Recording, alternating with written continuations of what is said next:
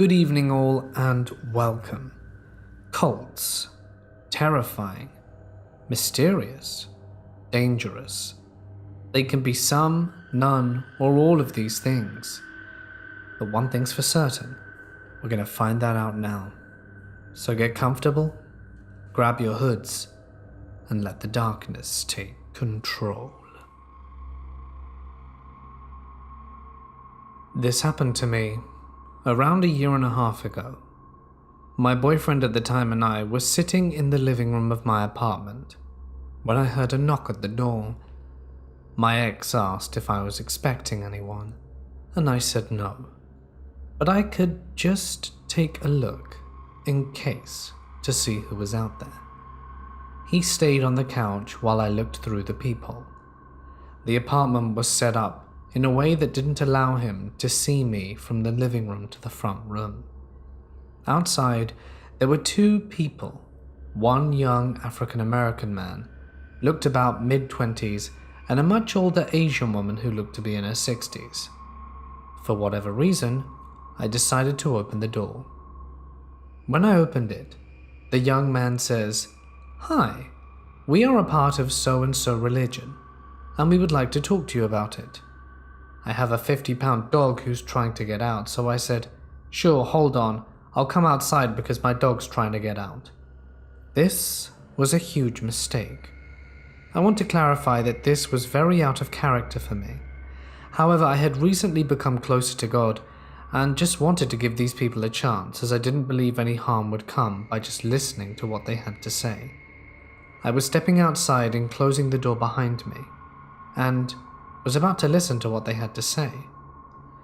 They said something about how they pray to Mary instead of God because she was the one who birthed Jesus. I don't exactly remember what, but it was something like that. I thanked them for their time and then say something like, "Thanks guys, stay safe out there," and thought I'd leave it at that. The Asian woman visibly starts panicking and saying things I don't understand in another language. When I look to her partner to see what he has to say about her behavior, he says, "No problem. Perhaps you want a pamphlet though?" Sure. Not wanting to be rude, and also to do some research on the religion as I'd never heard of it before. The guy then says, "Okay, great, we have them in the car. You can come with us, we're parked right out front." At that moment I start feeling weird. I lived on the 3rd story of an apartment complex that really was not the best place and there were no cameras anywhere. Why would they just leave their pamphlets in the car if they were going to door? It wouldn't make much sense to have each person they intrigued come down to the car, and the parking spots outside my house were almost all handicapped and no one can park there. The woman grabbed my arm and started directing me to the stairs. In a split second I say, "You know what, I'm a Christian and I'm very happy with my faith, but thank you anyway." The woman again said something in a language I couldn't understand, and the man goes, "Are you sure? We can get it to you really fast, we're parked right there." My heart genuinely sank into my butt. I started sweating and looking for ways to remove myself from her grasp and the situation entirely. I know I must have looked panicked, and I was. What do? How do I get away from the immediate danger I just put myself in? I wasn't thinking and just blurted out that I was very sure, yanked my hand from the woman, who ended up scratching me from her grasp, and bolted inside. I locked the door behind me and told my boyfriend what happened. That's when he looks at me, and he made a face that I've never seen him make before. He tells me about how that specific religion has been in the news for the last few weeks, because women have been going missing. And the only thing they have in common is some of the neighbors saying they had been solicited by the group the same day or around the day or time the neighbor disappeared. I read some articles to fact check what he was saying, and he was right. The police were saying that it might be in connection with a trafficking ring that was moving from neighboring cities and now was suspected to be in ours. It gets weirder somehow though. I seriously freaked out, went straight to Facebook Live and shared with my friends because I wanted to warn whoever it was that I could. I set the privacy to public after the live ended and went on with my life, still a bit shaken. 1 week later, I get a Facebook message from someone who is, I'm assuming, part of that religious group, telling me I need to take the post down, and she was not nice about it. After I said I wouldn't because I wanted to educate anyone who lives in my town, she told me I was a spoiled egg and I would regret making that video. I was afraid and blocked her immediately, set the video to private and called the police. The police said they couldn't do much as I didn't have the make or model of the car they were in, and there was no proof that they had even come to my apartment or who it was. But here's the part that still freaks me out.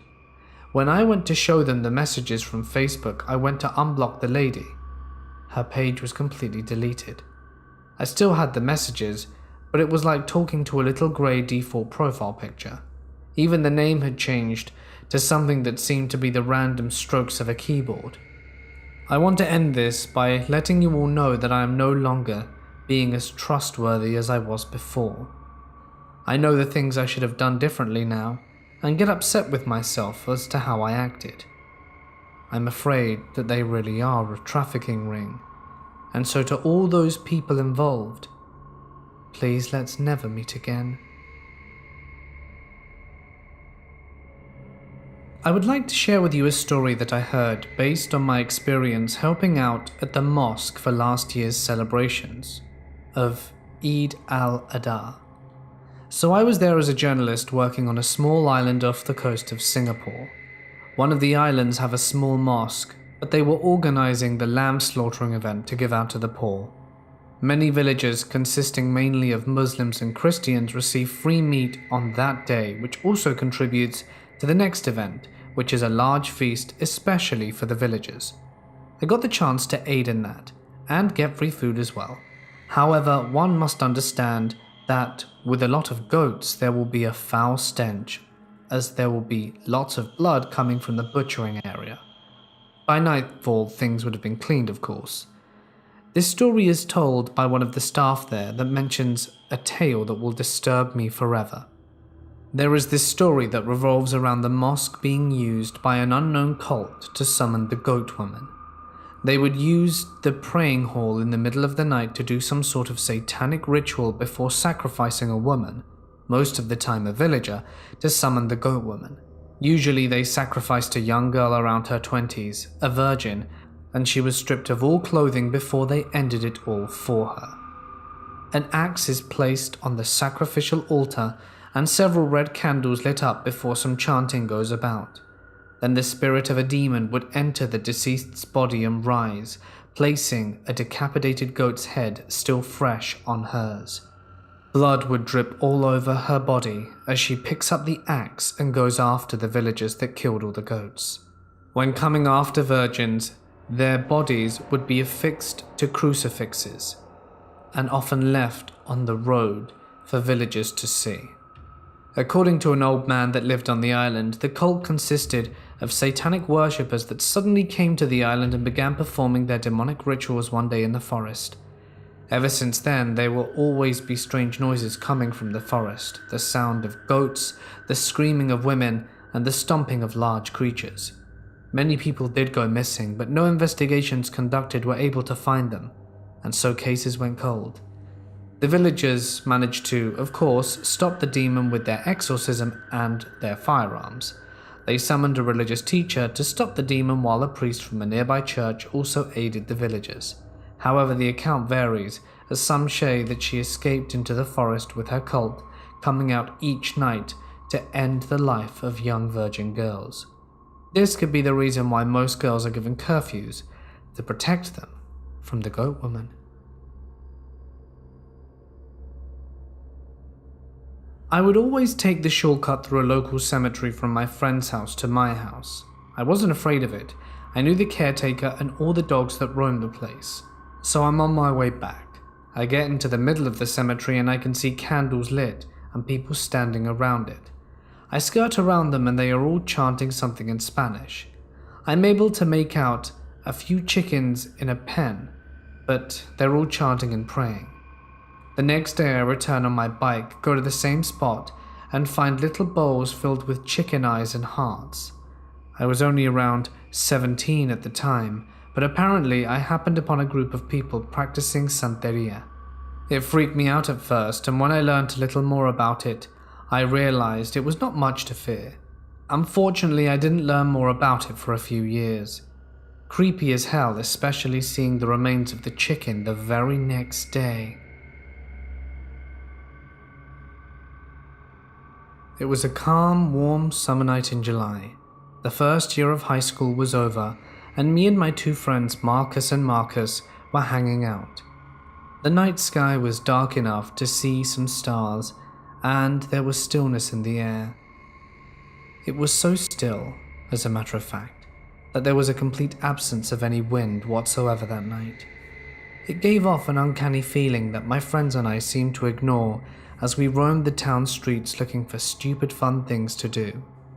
After messing around for a very long time, we decided to take a break in the middle of a large outdoor sports complex that we had to pass through on our walk back to Marcus's house, where we had been hanging out earlier that day. At that point, it was a little after midnight, and we decided to sit far inside the complex on the curb of the road that goes through it.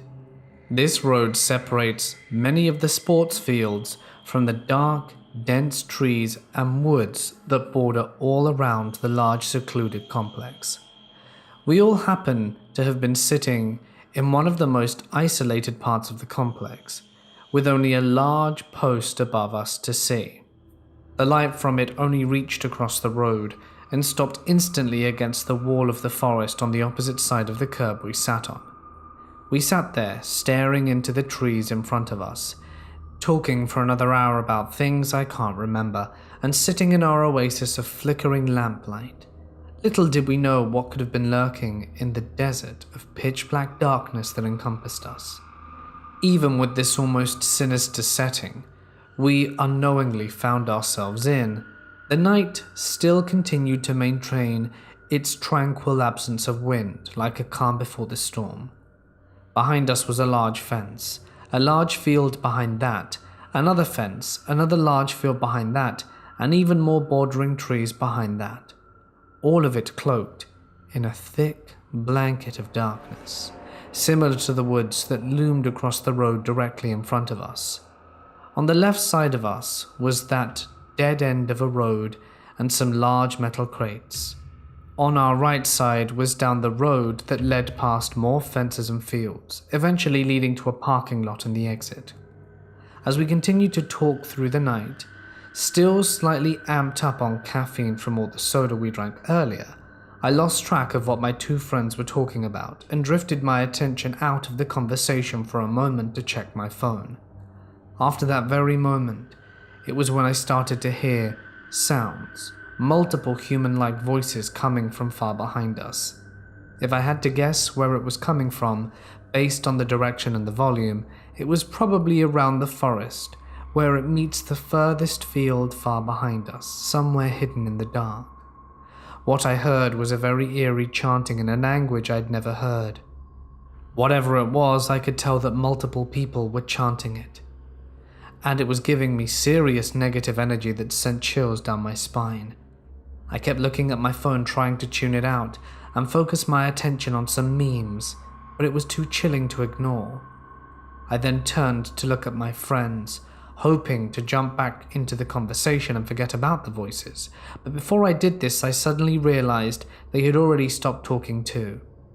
When I turned silently to both look at them, I then saw that they too had also turned, looking back at me with the same spooked facial expression. My friend Marcus says, "Dude, do you hear that creepy chanting?" I reply, "Yeah, it's freaking me out." At the exact moment I said that, as if on cue, an immense gust of wind rips through the trees in front of us, spiraling in extreme commotion, tearing through the once calm air. The canopies of trees surrounding all around us were shaking and bending in the wind, with the sound of leaves rattling loud as ever, and the continuous chanting that still lingered in the distance. All three of us immediately and simultaneously stood up at the exact same time. It was as if a lightning strike of fear had jolted up us, and right as we got up, and before we could even say a word, a sudden, extreme loud sound blast from within the roaring forest right in front of us. The best I can compare it to is a combination between a gong being hammered and a scream/growl and low rumble. But even that description is an understatement. This sound was otherworldly and still haunts me to this day. That was it. Me and my friends didn't know what to say to each other, nor looked at each other. We all knew we needed to get out of there, and we needed to get out of there as quickly as possible. In almost perfect synchronization, we all unanimously turned, swung ourselves over the fence to the right of us in one jump and straight into a soccer field, where we sprinted as fast as our legs could carry us. I never ran so fast in my life. I wasn't thinking about anything but the utter shock of what had just happened. My body practically carried me across the dark void of terror that was the field. We were running in the direction of Marcus's neighborhood, just to get to the safety of his house. As we were running, the wind is still furiously blowing and I still hear the faint, distant chants cutting through the breeze. Out of the corner of my eye, I see a blur of flickering candle lights in an organized formation near the tree border, in the distance behind us. We eventually had to crawl through a hole in another fence to get out of the field, and then we ran full speed all the way through some foliage to get to Marcus's house. We entered the house, slammed the door shut, locked it, and collapsed on the couch. To this day I am still disturbed by that night, still question what those voices were and how the wind kicked up so quickly and furiously. The origins of that otherworldly sound and the near-perfect synchronized order of the phenomenon. My personal theory is that the chanting was a form of distant demonic ritual that conjured up some type of otherworldly portal very close to us. Who knows, though, what really was going on there that night. I'm just glad we got away.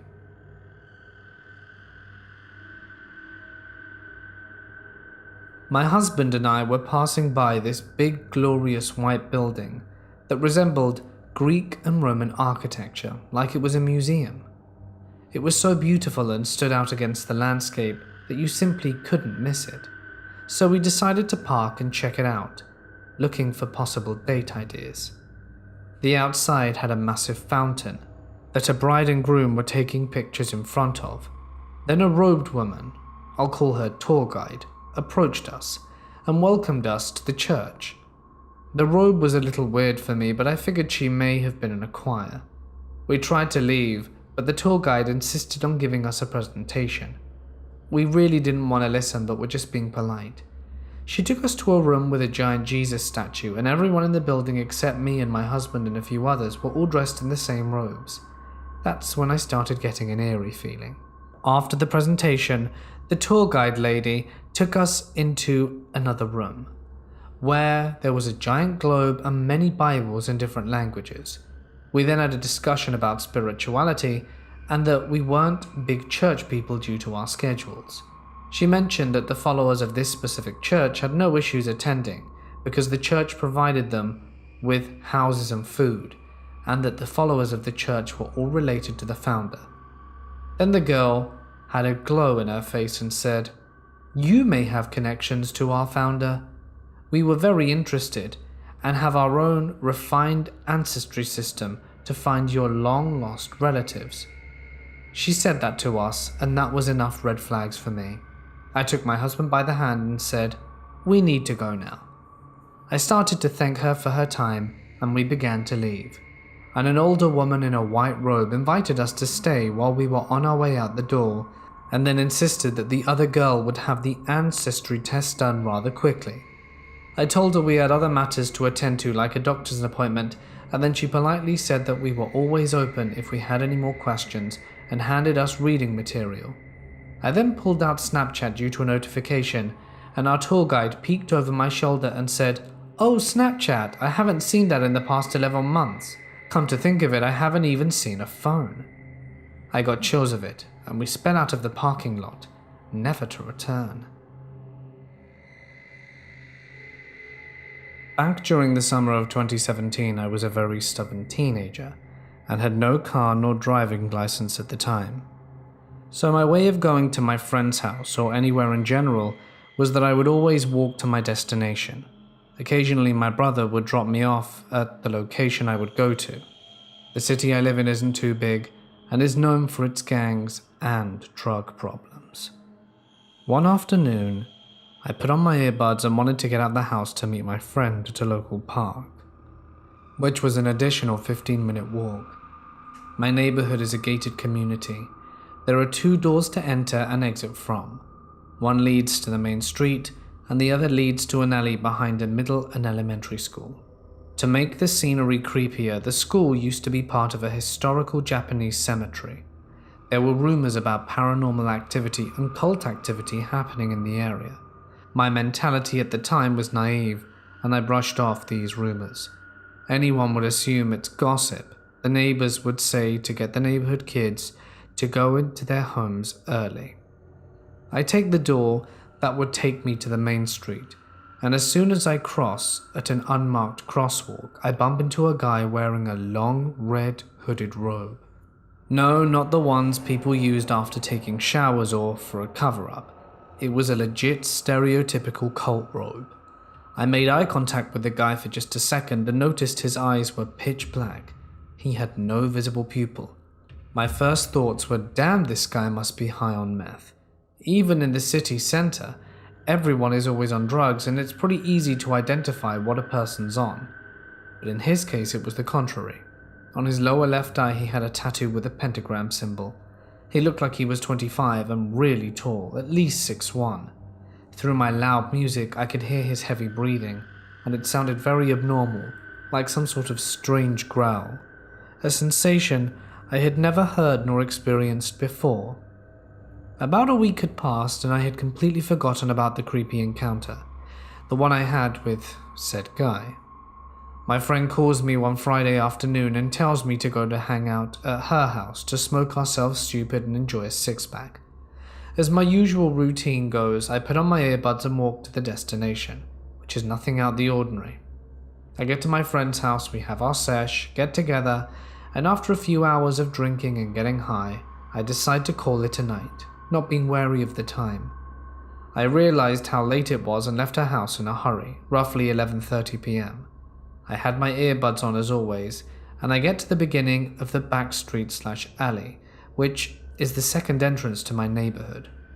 As soon as I passed the end of elementary school, I had a bad, unsettling feeling that I was being watched. I felt like a deer trapped, knowing that there's a predator around. I always carry a sort of weapon due to terrifying predicaments I've been involved in the past. It's on the right side of my waist, and I have it ready in case anything fishy is about to go down. This weapon in particular was a pocket knife, and anyone who's ever owned one knows it makes a particular clicking sound. As I got closer to the parked cars, I stopped in the middle of the road where the last street light was lighting. I looked ahead between the cars and the second entrance, and there was a guy in a black robe crouched behind a truck. I kept walking in the middle of the road just because I'd have enough time to make a run for it. This strange guy emerges from the truck breathing heavily, and it reminded me of the encounter I had last week.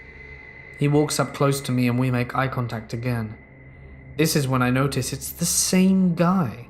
I easily identified him because of his under-eye tattoo. He stood there, staring at me like I had just ruined something for him. He saw what was in my hand. He stares at it for a few seconds and then begins walking away, breathing heavier than before. It almost sounded animalistic. I started to power walk to the entrance. In utter horror, I turn around to see another man emerging from behind another vehicle. I close the door behind me and quickly hide by the closest yard, as each yard has a brick wall separating each house.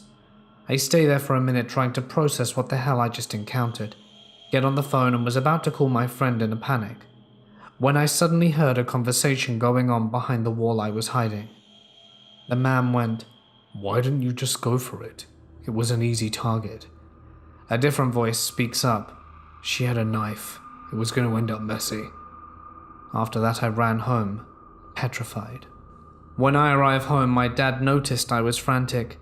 I tell my dad that nothing's up, and that I had seen a possum creep up on me. That's why I was scared. He believed that, and I haven't told any of my family what really occurred. It just gives me chills. Till this day, the thought of not carrying my small weapon terrifies me. God only knows what the hell those cult members were really planning on doing that night. I personally believe they were planning on trapping an innocent person to do some sinister, creepy activities. I work at a movie theater in Michigan, and recently we hired a new facilities manager, which is fancy wording for a maintenance man. He's an older guy in his 50s with long white hair and always has a weird look in his eye. He's called Alex. When he first started working here, he talked to me and one of my managers who I'm pretty close with. He was very interested in making movies. My manager and I hoped to make movies one day too, so this conversation didn't seem too weird, until it did.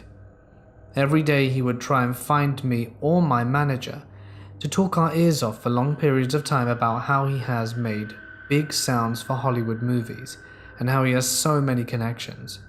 Eventually he began telling us that he has a studio at his house and he would try and get us over separately.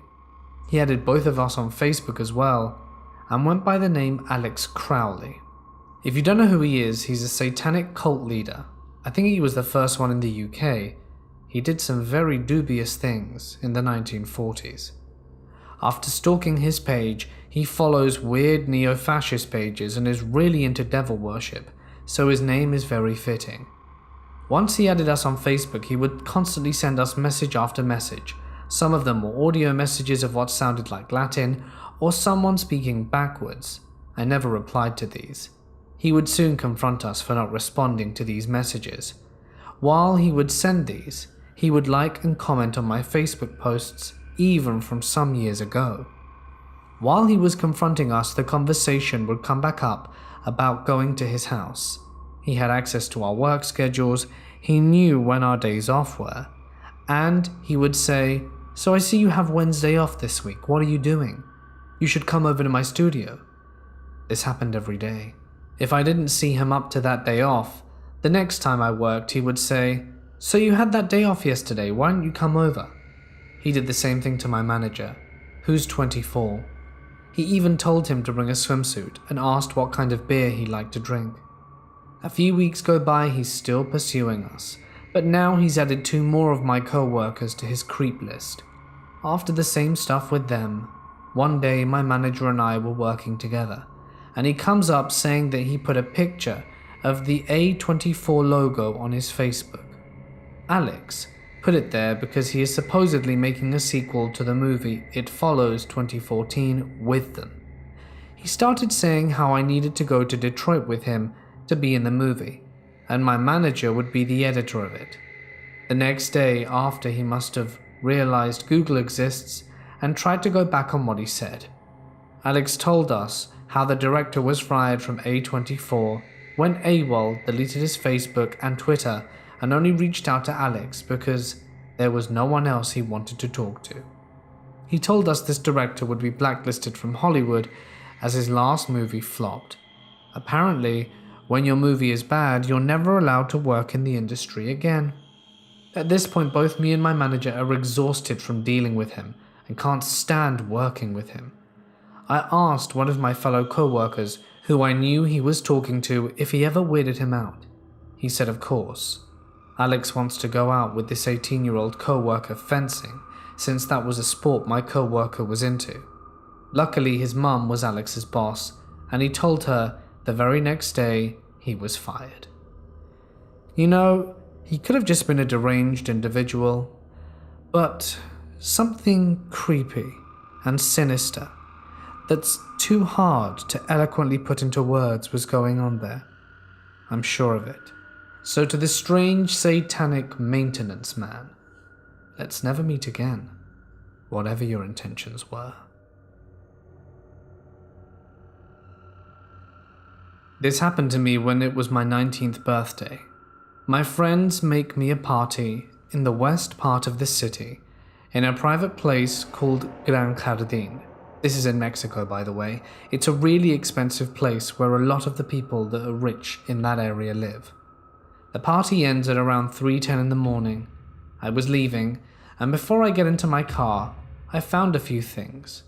There was a scarf on the front door, and weird stuff appeared on the front of my car. A handprint, but it wasn't normal, it was really large. It didn't even look human. After that, I get into the car and leave. When I was roughly 7 minutes from my house, I was passing the community cemetery, just like any other day, except that my car stopped in front and it just switched off. It completely stopped. It was dead. It was a Honda Civic, I think. And it could be the motor, the battery, but I really wasn't sure.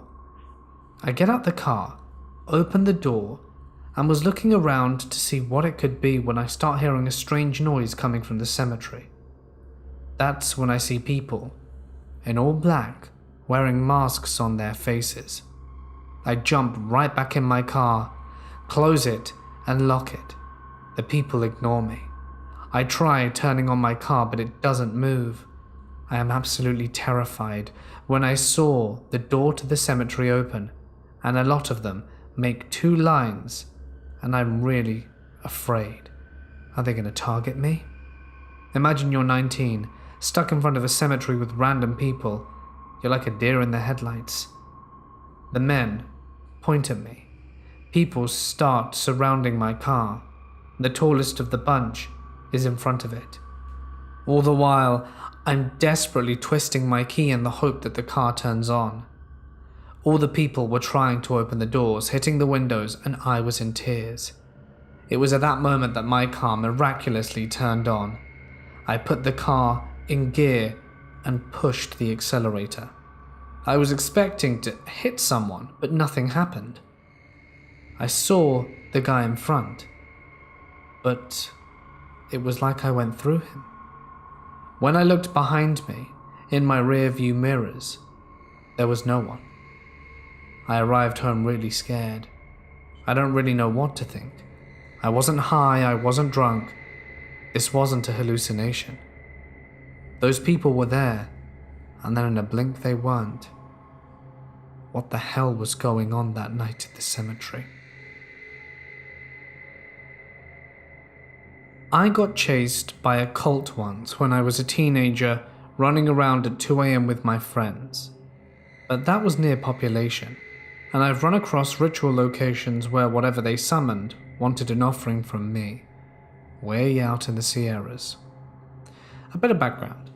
I grew up on a hill that was only about 300 feet tall, to the east of the Silicon Valley. I could see the valley looking west, and a large lake looking east with no roads or anything all around to Highway 5. A rich dude purchased land for a golf course and country club, which was around a quarter of a mile from my home. It was one of the kinds with tennis courts, golfing, several pools and a hot tub. 5 yurt-type round buildings with different functions, weightlifting, aerobics and party spots. There was also an extremely tall building a bit further down past the swimming pool for wedding events and the like. We at a certain point began calling it Motel Hell. This was when I was around 5, and we went there a lot. At some point the developer decided to abandon it, the pools turned green and then dried up. We were in our early teenage years at this point, running around, toilet papering neighbors, running about in the middle of the night, thinking we were invincible, shooting flare guns, doing things that would get you thrown in jail. Sad to see how things have changed. We had seen the ritual drawings and such in various locations around the place, and learnt about some of them from the library. Sometimes we would go to the ex-party place, and there would be large drawings on the floors and the walls. We would notice that even if it was 100 degrees outside, it would still be freezing cold, to the point you'd nearly see your breath. We knew people were there at night, because our bus stop was in the parking lot, and we would spend morning breaks with many hundreds of bottles left sitting around by the older teenagers at night. Anyway, we were out running around 2 a.m. one Friday.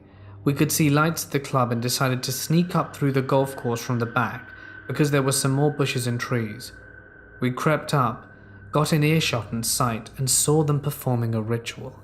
After a few minutes of observing them, one suddenly turned in his robes and pointed out into the darkness towards us. Not sure what he said, but they all sprinted out towards us. Not like they could catch us, but they tried for a good hour. Safe to say I tried avoiding that area from there on out. This happened just when I finished college. Me and my buddy lived way out in the sticks, a little village that no one's ever heard of, so I'm not going to bother mentioning it. There were always rumors that in the local woods, cult activity happened at night. We never bought it. It's the kind of thing that children say in middle school to scare each other, and will tell each other at camp that one time something happened, that they saw someone in a robe or something. I don't know. I never paid any heed to it. So anyway, my buddy and I are there one night, just talking and chatting, and one of us has the bright idea to go for a midnight walk. There was a beautiful path nearby that was always lit through the night, popular with cyclists during the day. It was a calm and tranquil kind of night, and we both, being bored, decided to light up a cigarette on our way and carry on our conversations, as neither of us were tired. It was quite late at night, already dark out, and as we started walking and chatting, an ominous and dark feeling overcame me.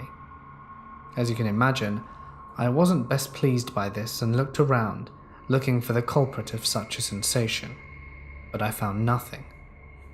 I decided to just be a bit more wary that night, and I didn't want to ruin the vibe. We carried on walking, and the conversations were flowing naturally. We were having a really good night. I was getting a bit tired, and knew that after our walk I would probably turn in and just pass out on his sofa. We're about halfway through this walk, when all of a sudden he goes, "Shh, dude." I look around, don't see anything, and he puts his hand on my mouth and the other on the shoulder, and pushes me down to the ground. We slowly step back off the path, and he looks me dead in the eyes and gives me a look that says, "Stay quiet." I crouch behind a tree, really unsure what the hell's going on. That's when we see about 8 to 10 people on bikes. They're quite far away at this point, so I'm thinking it's quite silly that he's making us hide off the path for cyclists, as I said it was illuminated. But these people were all wearing robes, and I don't mean like a bathrobe, I mean they were all wearing proper dark robes, black robes, like the robes you see characters in video games wearing. I thought this was all a joke, maybe something he'd set up elaborately. But they all go past, and you know what? They were acting perfectly normal. They were talking and just cycling, fairly chilly. I and my friend, after a minute or so that they'd passed, get up and ask him if that was some kind of prank. It seemed all a bit too, laid back. He tells me that he thought that the rumors from school were nothing but that, rumors, but that it's clear to see that there is something fishy going on. He says that we should follow them to see what they're up to. By this point, the adrenaline that had coursed through me had perked me up a little bit, and in our stupidity we decided to see if we could follow. Deep down I thought that they must have been going quite far if they were on bikes, but entertained the idea that my friend had. It was probably about a 4-minute walk when we found the bikes discarded by the side of the path. There was a small clearing up ahead and a little dirt path that the cultists had obviously walked upon.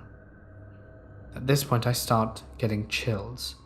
What if more arrive and we're caught in the middle of some cultist fiasco or something? I really didn't want to stick around for that, but my friend said that they were already doing something and to look up ahead. It was up a small hill. I could already smell fire, and we were hiding a little bit off the path, going up the trees ever so slowly just to see what they were doing. When we reached the top, we're crouching behind trees, hidden in absolute darkness far off the path and their fire.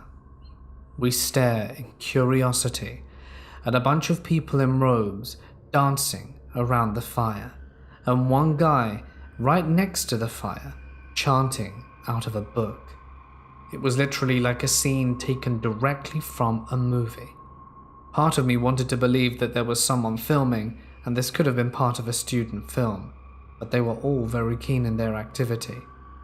After a while, the chanting and dancing stops, and the guy in the middle starts speaking nonsense words that neither of us understand, but I would assume were probably Latin or something akin to that. At that point, my friend and I think it might be time to hightail it out of there. But just as we agree to that, do the cultists all of a sudden stop. In silence, they get into single file and start leaving, the fire dying down. The main man, as I'm going to refer to him as, says some words over the fire and proceeds after them in a straight line, almost like kids lining up at school. They each grab their bike and start cycling away, like nothing had ever happened. We're left, confused and dazed. We give it about half hour before we even make a move, just in case they stuck around. But when we were confident that they had finally left, do we go up to the embers of the fire and see if there's anything suspicious. And with that, we go home and call it a night.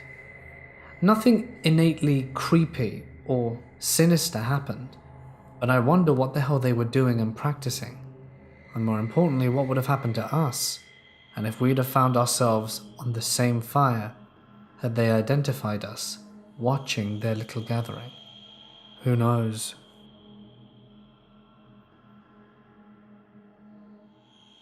Hey guys, thank you so much for watching. It's Mort. I hope you enjoyed tonight's video. If of course you did, you know what to do. Huge thanks as always to the cult of the Let the Darkness Take Control. Joking. I mean my members and my fellow patrons. Your support is invaluable. Help keeps the channel running, so thank you. If you want to find out more, info's in the description. You get some cool perks for signing up. You can find out if you're interested. Oof, cults are dangerous, guys. I mean, we didn't have any this time round about brainwashing cults or anything like that. And, well, I don't want to offend anyone when I say this, but if it's a fact, well, it simply is what it is, regardless. So, my cousin grew up going to school with these girls. Because they're girls, two girl cousins of mine and this other girl that they knew and that they were somewhat friends with, and they had their dad had a decent business going on. Then he joined Scientology, and well, I guess they helped him out, and his business really boomed.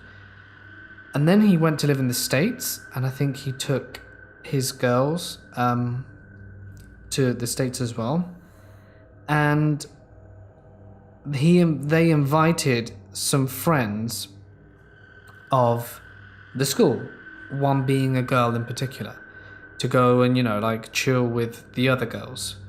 This is not Scientology related yet, but when she was out there, they indoctrinated her into Scientology. I think she was 15, so underage. I don't know if it's illegal to do that. But more importantly, she wasn't allowed to come home for 6 months. It was they never flew her back. She didn't go on the flight she was supposed to. Her parents weren't allowed to communicate with her, and it's only until obviously police, when it comes to different countries getting involved, it got quite messy, was she finally, allowed to come back 6 months later. But by that point she was fully immersed into Scientology. Now, if there are any Scientologists out there, well, I don't want to offend you or upset you or anything, but this is just something that my aunt has told me, and I mean, it's pretty creepy. No religion or anyone should hold you against your will. And the girl did say quite explicitly she was held against her will, and she got home. But yeah, creepy stuff, guys. Creepy stuff. Stay safe out there. Stay away from cults. Stay awesome. And I'll see you in the next one.